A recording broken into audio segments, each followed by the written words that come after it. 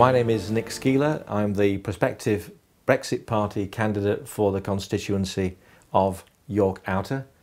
And my friend here is Dr. Kulvinder Marnock, who is the Brexit Party's prospective parliamentary candidate for the constituency of Bradford South. Quite a mouthful. One of the first things that we found that we have in common is our love for music. So we meet this afternoon in a music studio to talk not about our favourite songs but about the future of our nation. So Cully, what was your sort of political background before you came to the Brexit Party, and why did you come to take this fairly bold step to put your head above the parapet in the world of 2019 politics? I actually joined a political party for the first time ever in 2015 or 2016 when Jeremy Corbyn, who I then thought was a very principled politician and a very experienced one, was in the midst of a attempted ousting of him by Owen Smith and those Europhile supporters in his Labour Party. And I think you said that it was actually your 17-year-old daughter that prompted you to make a stand because she felt that the referendum result wasn't being honoured? Yeah, quite right. In fact, she was 16 at the time, and she'd prompted me to vote Remain. I thought it was very important to involve the next generation in politics that would be very influenced by this decision. And so she decided she wanted to remain in her wisdom, and I respected that. But 2 years later, with Theresa May's very divisive government, which I saw as very exceptionally corrosive to our democracy, I decided to tentatively ask her what she thought. One should never argue with a 16-year-old daughter about politics. No. And so she impressed me with her response. She simply said, looking very despondent, that this decision was not democratic, and she used the word we, that we voted leave and we should leave. And that really impressed me, and I thought at that time, that's amazing. She's risen above any personal opinion about leave or remain, and has risen above the most important principle here, which is democracy along with sovereignty. In my case, in my 65th year now, I never imagined that I'd be thrust into the world of politics, but I look at my children, I look at my grandchildren and think the world that they are growing up in and the world that they will inhabit when I'm long gone is going to be a very, very different place if we are not able to wrest back from the European Union the democracy that we once had.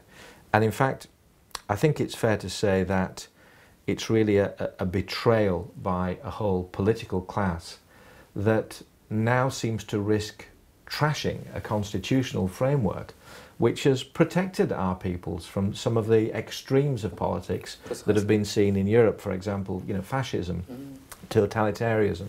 And now we have a situation where the powers that be have decided that they know better than the electorate, and just as in some of the previous referendi, for example on Lisbon, the populace have given the wrong answer.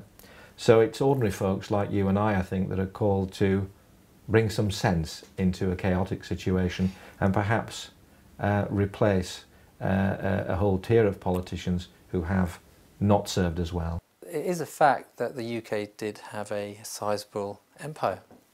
And one of the countries in its empire was a country called India, which my parents are from.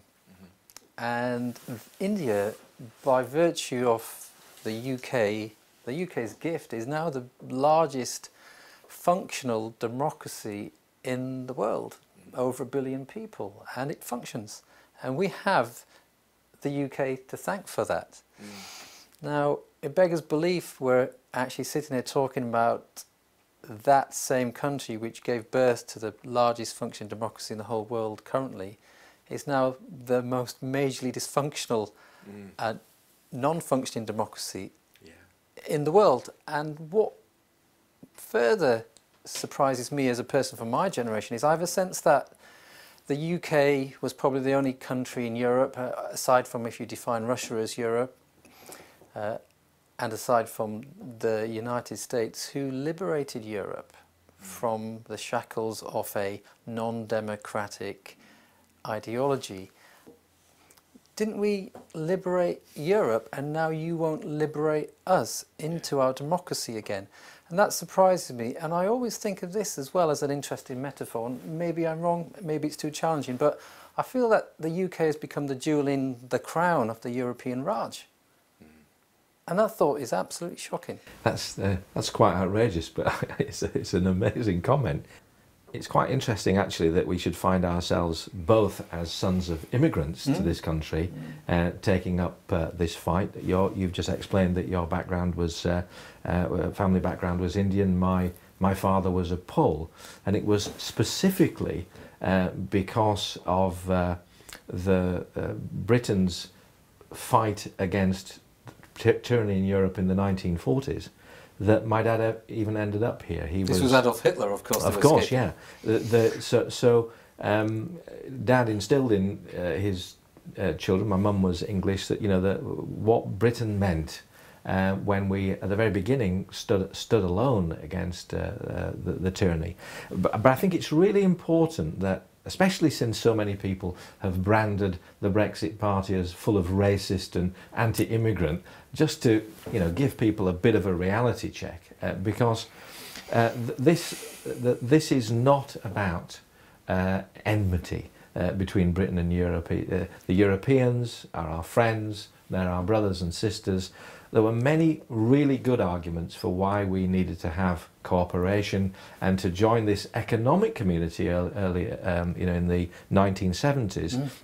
But nobody told us that the price we'd have to pay for that was ceding sovereignty to Europe.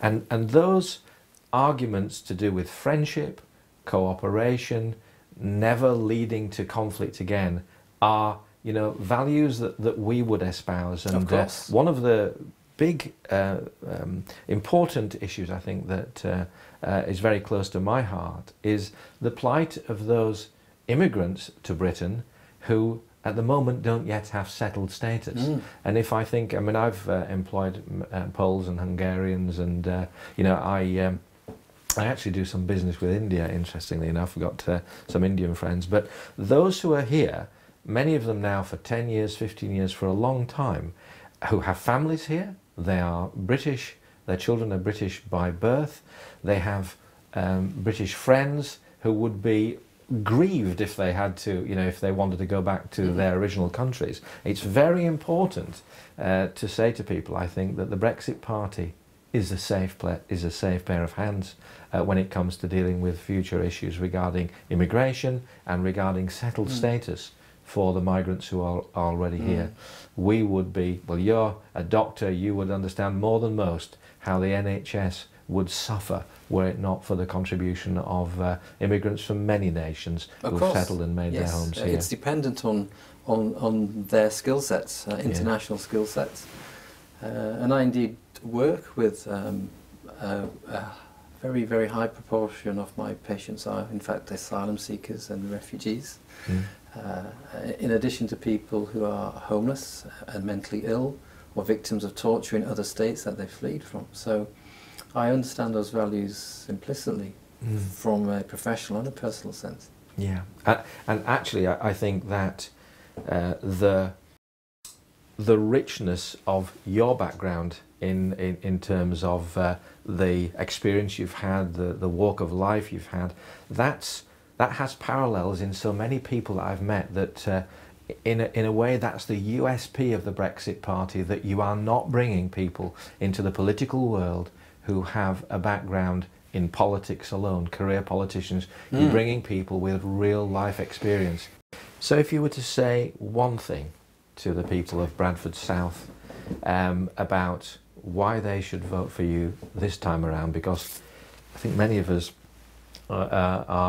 we're not sure whether there will be a Brexit yet on 31st of October. Personally, I think it's doubtful, but what I am fairly sure about is there's going to be an election quite soon.